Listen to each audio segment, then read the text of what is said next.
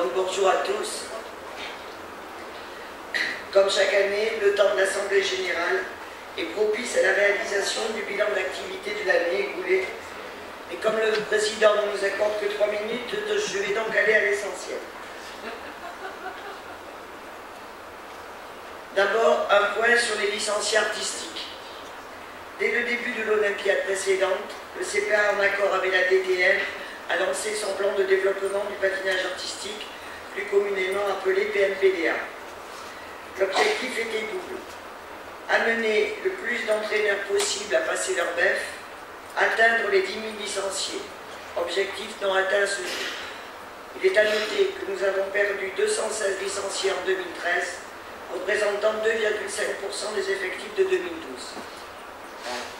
En matière d'accès au sport de haut niveau, le dispositif mis en place durant l'Olympiade précédente était articulé autour de 4 axes principaux: la création des clubs élites, les sections sportives, les plateaux techniques nationaux, les pôles.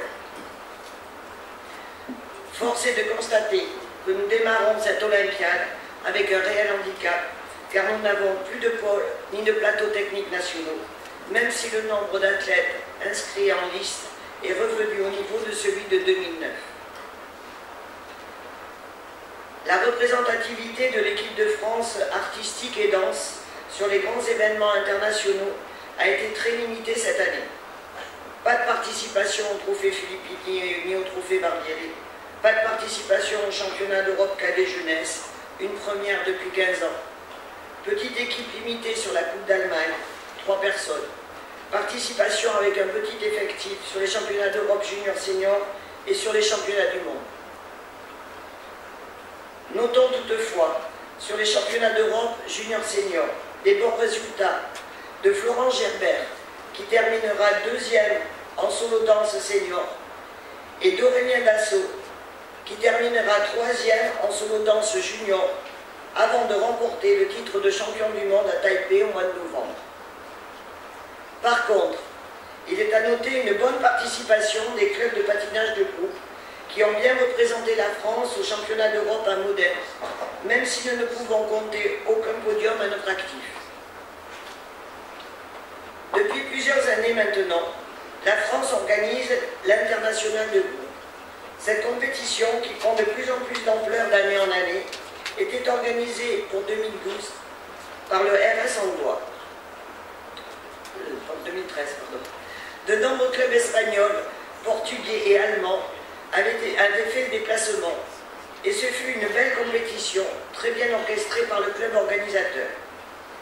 À cette occasion, le service communication de la Fédé avait fait appel à un professionnel, et la retransmission fut à la hauteur de nos espérances.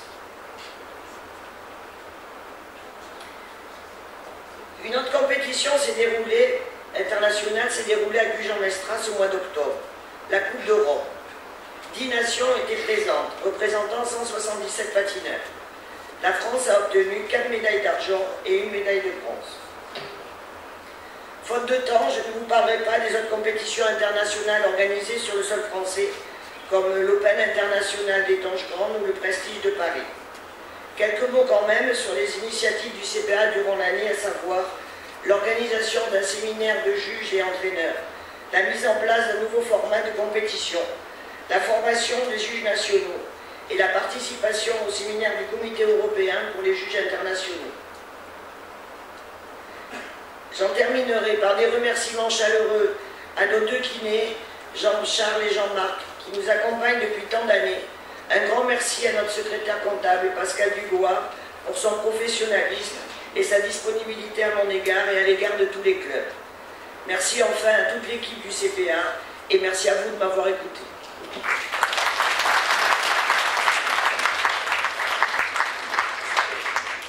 Merci Marie-Claude.